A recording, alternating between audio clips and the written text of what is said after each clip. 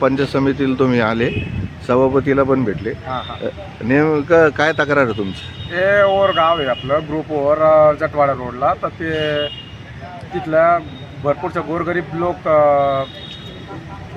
लोकांची ना समस्या आहे. बाबा त्यांचं काम होत नाही, त्यांचे नळ ड्रेनेज हे ते रोड सगळ्या गोष्टी. बरं, ग्रामपंचायत करत नाही का काम?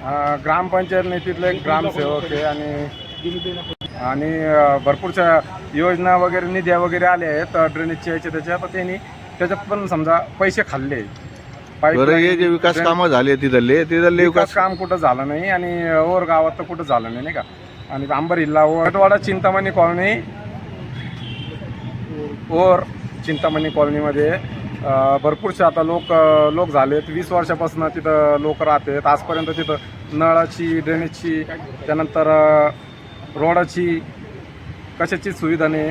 लोक तिथं टॅक्स भरलेत, प्लॉट टॅक्स भरले, नळ टॅक्स वगैरे सगळं कलेक्शन करून पण काहीच कामं नाही. आणि पाईपलाईन आणि सगळ्या गोष्टी तिथं आल्या आणि वारंवार अचानक गायब झालं. परत चोरी करून विकण्यात आलं. बरं, ते जे निधी तिथं ग्रामपंचायतीने दिला होता, तर ते विकास कामं झाले नाही का? मग काहीच कामं नाही झालेत ना. आता मग एवढं पत्रव्यवहार कशासाठी? तिथं योजना आल्या, पाईप आले, त्याच्या ड्रेनेज लाईनचे टेंडर वगैरे पास झालेत. त्याच्यानंतर ग्रामसेवकनी, ग्रामपंचायतनी यांनी विकून खाल्लंय ते परत. तर काय कारवाई व्हायला पाहिजे?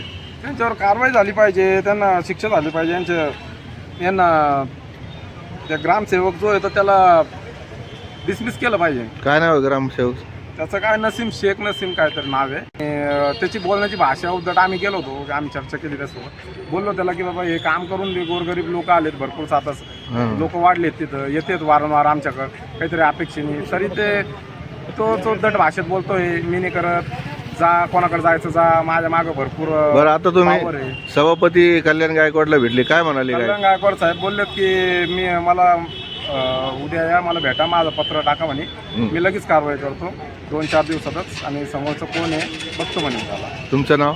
माझं Amol Gadve, all India banner Sena, जिल्हा महासचिव. तर संबंधित अधिकारीवर कारवाई झाली नाही तर पुढची भूमिका काय असणार तुमची? जर 8 दिवसात जर यांच्यावर काही कारवाई नाही झाली तर मी आमरण उपोषण करणार आहे. हा माझा ओपन खुलासा आहे.